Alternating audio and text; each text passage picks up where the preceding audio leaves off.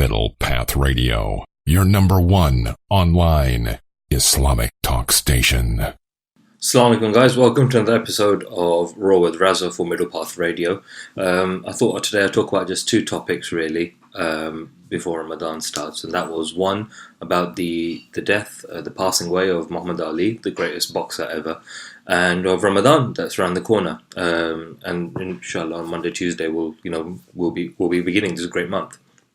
So I thought I'd talk first about Muhammad Ali and then end on this great month that's about to arrive for us.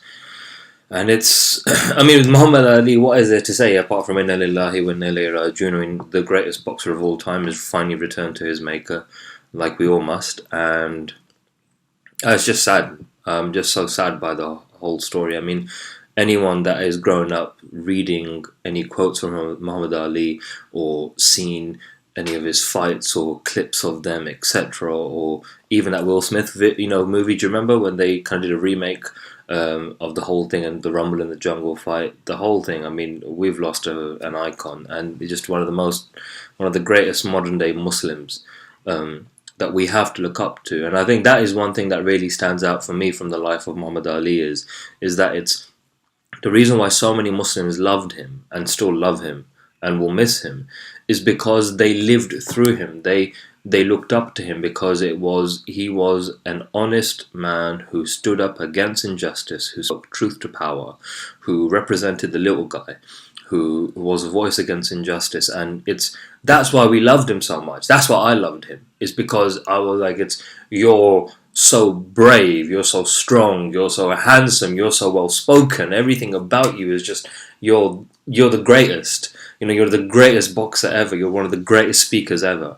And it's really, that was a blessing from Allah. There's a quote from where Malcolm X says that Sonny Liston, when Muhammad Ali was going to fight Sonny Liston, that it was one of the most fearful things, most awe-inspiring, frightening things that you can see was what Sonny Liston saw, which was a Muslim man, Muhammad Ali, who had no fear of any man but God. The exact quote, let me read it out to you guys, was, what Sonny Liston was about to meet, in fact, was one of the most awesome frights that can confront any person, one who worships Allah and one who is completely without fear.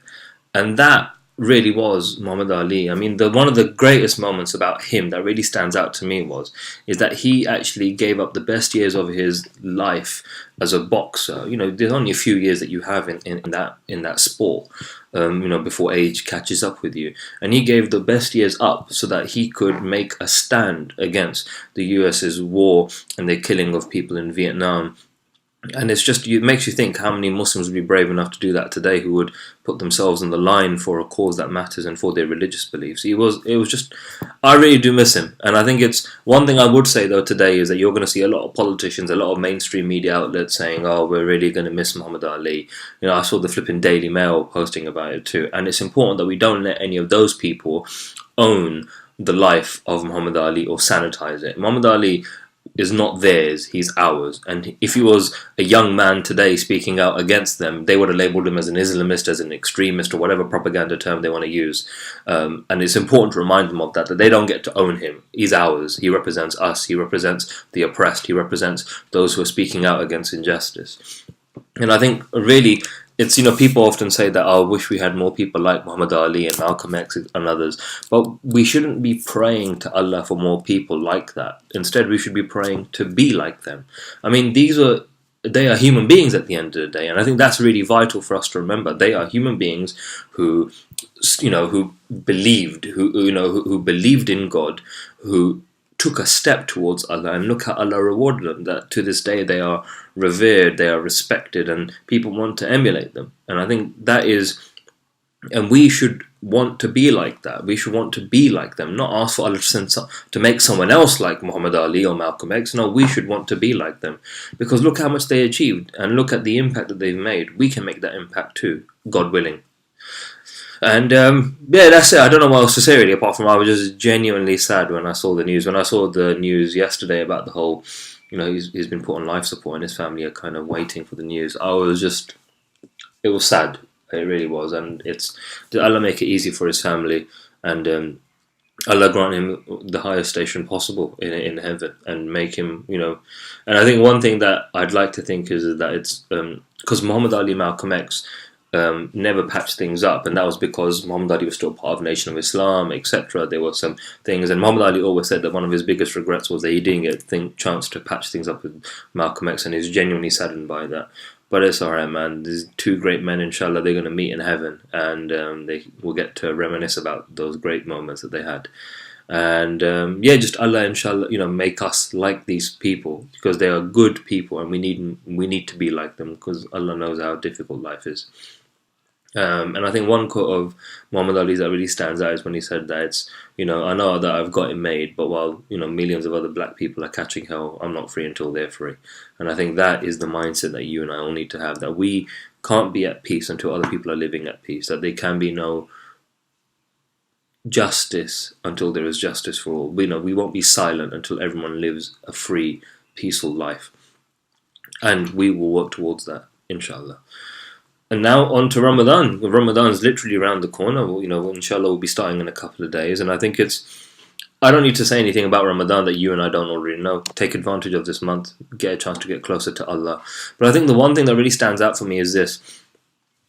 Often you get some Muslims, who say stuff like, what was it? It's, I'm going to shut myself away from the world during Ramadan. I'm going to make sure that, I focus on my ibadah and stuff. And that makes me think that you guys don't understand what ibadah really means, because ibadah is not separate from your day-to-day life. If anything, you should be more active during Ramadan in doing great things. And I think during Ramadan, I'll probably be using some of these Raw with RAZA videos to share some great reminders. I mean, I'll give you one example right now.